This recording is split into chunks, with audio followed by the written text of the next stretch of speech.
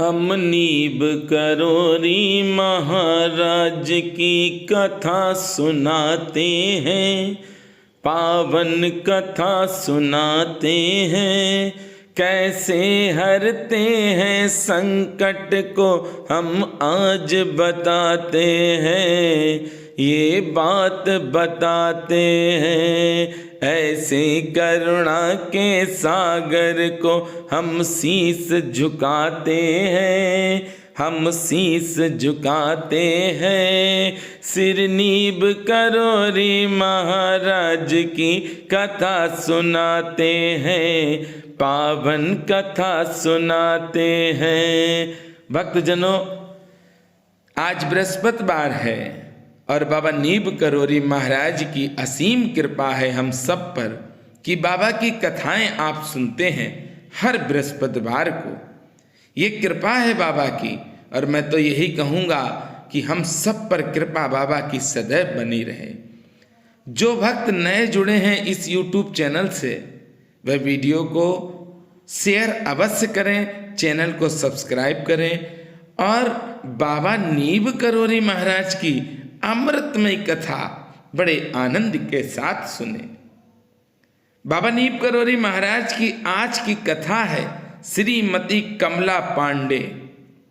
बाबा नीब करोरी महाराज साक्षात श्री हनुमंत लाल जी हैं, और श्री हनुमान जी को जो पसंद है वही बाबा को पसंद है। अब आप सोच लीजिए मेरे हनुमान जी को क्या पसंद है, फिर आपको समझ में आएगा कि मेरे बाबा को भी यही पसंद होगा। श्रीमती कमला पांडे को इलाहाबाद में एक बार स्वप्न में बाबा के दर्शन हुए।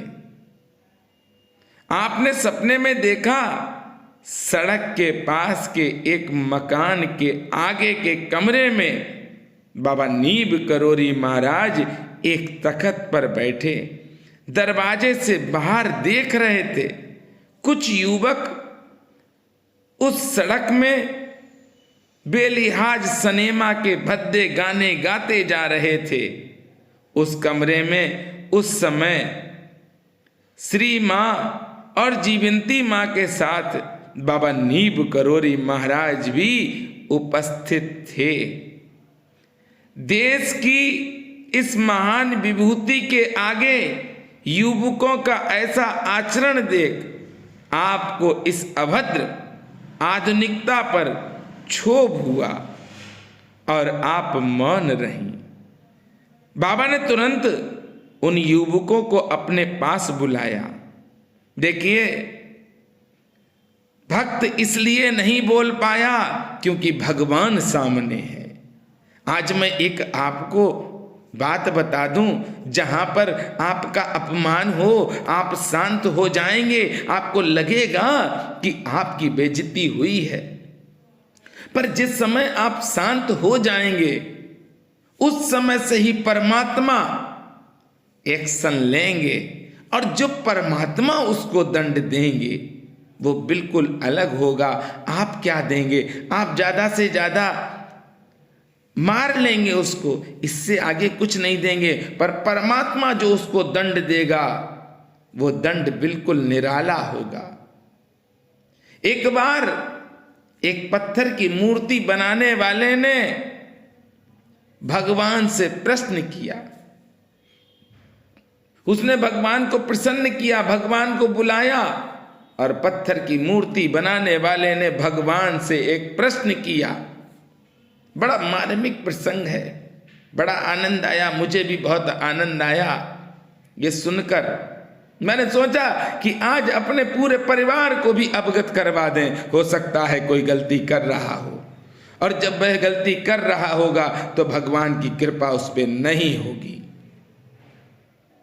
एक पत्थर की मूर्ति बनाने वाले ने भगवान को प्रसन्न किया और भगवान को बुलाया अपने पास। भगवान आए, भगवान ने उससे पूछा, क्या बात है, क्यों तुमने तपस्या की, क्यों तुमने मुझे बुलाया है? उस पत्थर की मूर्ति बनाने वाले ने भगवान से कहा कि प्रभु, हमने जो मूर्तियां बनाई हैं पत्थरों की, वो आपस में लड़ती नहीं हैं। पर आपकी बनाई हुई मूर्ति मैं देखता हूं हर जगह पर लड़ते हैं, हर घर में लड़ते हैं। उसका कारण क्या है? इस बात को सुन के भगवान बहुत मुस्कुराए। उस पत्थर की मूर्ति बनाने वाले ने भगवान से कहा कि आपकी बनाई हुई जितनी मूर्तियां हैं वह हमारी मूर्तियों को जाकर प्रणाम करते हैं, उनसे आशीर्वाद मांगते हैं। भगवान बहुत प्रसन्न हुए, उसके इस प्रश्न को सुन के बहुत खुश हुए। भगवान ने उससे कहा कि ये क्यों हो रहा है ये जानना चाहते हो? क्यों ये पत्थरों से प्रेम कर रहे हैं ये जानना चाहते हो? और क्यों इनको दुख मिल रहा है यही तुम्हारे मन की जिज्ञासा है? उसने कहा हाँ प्रभु, जब पूजा भी करते हैं आपकी ही मूर्ति मैं बनाता हूं, आपकी ही पूजा करते हैं, फिर भी इनको दुख मिल रहा है, कारण क्या है? भगवान ने कहा प्रश्न तो बहुत मार्मिक है तुम्हारा, बहुत आनंद आया, क्योंकि आज तक किसी ने भी इस तरह से मुझसे नहीं पूछा है। आज तुम पूछ रहे हो तो मैं तुम्हें बताऊंगा अवश्य। भगवान ने उससे कहा कि जो देख रहे हो ना दुख का कारण, और जिस चीज के लिए तुम हंस रहे हो कि ये पत्थरों के पास जाकर पूजा कर रहे हैं, फिर भी आपके रूप को पूज रहे हैं, फिर भी दुख है, कारण क्या है? अरे कारण एक ही है कि घर में बैठे हुए भगवान की पूजा ये नहीं करते हैं। जो घर में बैठे हैं उनकी ये पूजा नहीं करते हैं, इन्हें तो विश्वास बस इन पत्थरों पर है। जिस दिन ये अपने घर में बैठे हुए देवी देवताओं की पूजा करेंगे, यानी कि अपने माता पिता की सेवा करेंगे, उस दिन ये जब आएंगे इस पत्थर में हम ही मिलेंगे, हम ही दिखेंगे, और जो ये कहेंगे मैं सुनूंगा और इनकी बात पूरी मान के इनके जीवन के संपूर्ण दुखों को नष्ट कर दूंगा। भगवान का ये आंसर सुन के वह पत्थर की मूर्ति बनाने वाला बहुत खुश हुआ। उसने कहा प्रभु, आज आपने बता दिया है, मुझे भी प्रसन्नता हुई, क्योंकि मुझे बहुत दुख होता था कि आपके बनाए हुए पुतले लड़ते हैं और मेरे बनाए हुए पुतलों की पूजा होती है। इस कहानी का एक ही सार है, एक ही मतलब है कि आपके जो माता पिता घर में बैठे हैं उनकी सेवा करना, उनको कभी भी आप जवाब नहीं देना। उनका निरादर जिस दिन करने लगोगे कहीं पर तुम्हें भगवान नहीं मिलेंगे। आज देखते होगे आप तमाम अनाथ आश्रम हैं, वृद्धा आश्रम हैं, भरे पड़े हैं। कारण क्या? कारण मेरी गलती है, क्योंकि हम अपने माता पिता की सेवा नहीं करना चाहते हैं। तो आज इस कथा को यहीं पर रोक देंगे, अगली बार मैं पूरी कथा बताऊंगा। बाबा नीम करोरी महाराज ने सुन लिया और उनको अपने पास बुलाया और उनसे गाना सुनने को कहा कि सुनाओ। उनके सन्मुख उपस्थित होने पर वे मीरा, कबीर आदि के सुंदर भजन सुनाने लगे और उन्होंने कई भजन सुनाए। बाबा उनसे बोले, हमने तुम्हें इसलिए बुलाया था कि तुम वही गाने सुनाओगे जो सड़क पे गा रहे थे।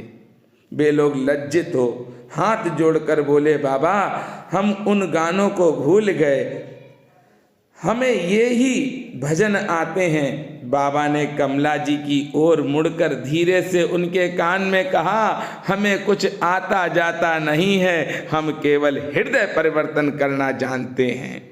हम केवल हृदय परिवर्तन करना जानते हैं, यानी कि बाबा की शरण में जब आप पहुंच जाओगे, कैसे भी हो, किसी भी तरह के हो, बाबा आपको अपना लेंगे और बाबा की शरण में वही जाएगा जिसे बाबा चाहेंगे। मैंने तो बहुत सी कथाएं आपको सुनाई हैं, भक्तों के आपको अनुभव भी बताए हैं और बहुत सी ऐसी बातें बताई हैं जो पुराणों में और वेदों में लिखी हैं।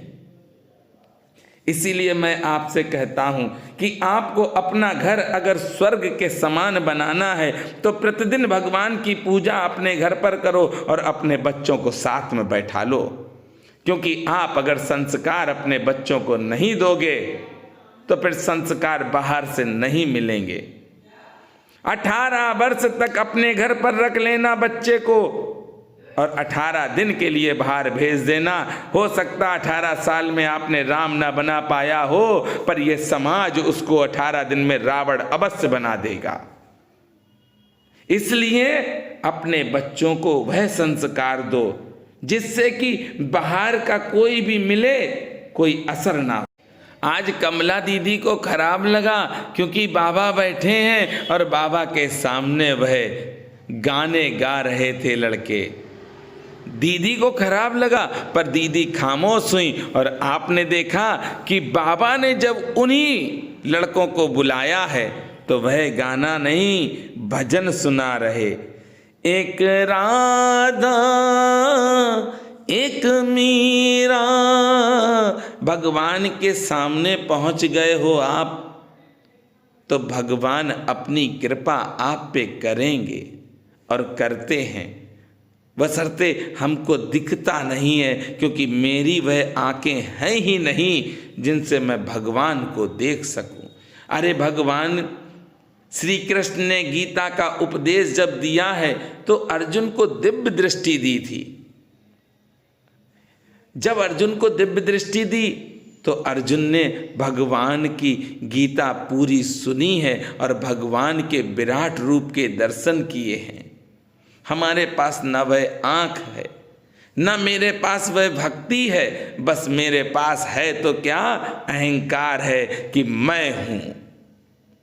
इस अहंकार को छोड़कर जो भगवान की शरण में पहुँच जाता है उसके जीवन में दुख नहीं आता है।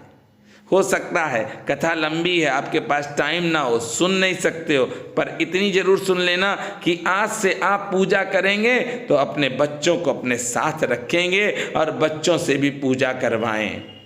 जिस भगवान को आप मानते हो उसकी पूजा करो, पर बच्चों को साथ में बैठाल के करना। बाबा नीप करोरी महाराज की कृपा से ही मैं कह रहा हूँ कि बाबा ने स्वयं कहा है मैं हृदय परिवर्तन करता हूँ। अगर बाबा की सेवा में आपने अपने बच्चों को लगा दिया तो बाबा चकाचक कर देंगे।